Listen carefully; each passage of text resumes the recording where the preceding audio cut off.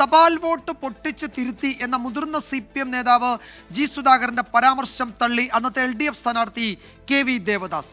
സുധാകരന്റെ പ്രസംഗം കേട്ടത് അത്ഭുതത്തോടെ.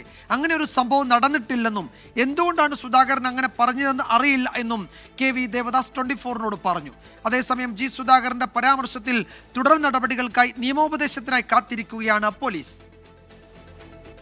1989-ലെ CPIM സ്ഥാനാർത്ഥി KV ദേവദാസ് സുധാകരന്റെ പ്രസ്താവന പാടെ തള്ളുകയാണ്.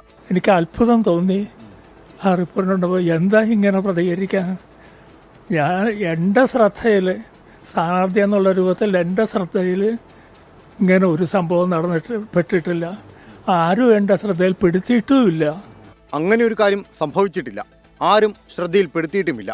മികച്ച സംഘാടകനായിരുന്ന ജി സുധാകരൻ അങ്ങനെ ഒരു പ്രവൃത്തിക്ക് കൂട്ടുനിൽക്കില്ല എന്നും ദേവദാസ്. എൻ്റെ ബുദ്ധവിശ്വാസത്തിൽ സുധാകരൻ അങ്ങനെ ഒരു പ്രവൃത്തിക്ക് കൂട്ടുനിൽക്കുമെന്നും തോന്നുന്നില്ല. ചെയ്യലെന്ന് മാത്രമല്ല, അങ്ങനെയുള്ള ഒരു പ്രവൃത്തിക്ക് കൂട്ടുനിൽക്കുമെന്നും ഞാൻ വിശ്വസിക്കുന്നില്ല. അതേസമയം ജി സുധാകരനെതിരെ നിയമ നടപടി കൈക്കൊള്ളുന്നതിൽ നിയമോപദേശം ലഭിക്കാൻ കാത്തുനിൽക്കുകയാണ് പോലീസ്. ഇന്ന് തന്നെ പ്രാഥമിക അന്വേഷണ റിപ്പോർട്ട് രജിസ്റ്റർ ചെയ്തേക്കും. ബൂത്ത് പിടുത്തം ഉൾപ്പെടെ ജനപ്രാതിനിധ്യ നിയമത്തിലെ 4 വകുപ്പുകൾ പ്രകാരം കേസെടുക്കാമെന്നാണ് വിലയിരുത്തൽ. 1 മുതൽ 3 വർഷം വരെ ശിക്ഷ ലഭിക്കാവുന്ന കുറ്റങ്ങളാണിത്. സുധാകരന്റെ പ്രസ്താവന CPIM നേതൃത്വത്തെയും പ്രതിരോധത്തിലാക്കിയ സാഹചര്യത്തിൽ ഇന്നത്തെ സംസ്ഥാന സെക്രട്ടേറിയറ്റിലും വിഷയം ചർച്ചയായേക്കും.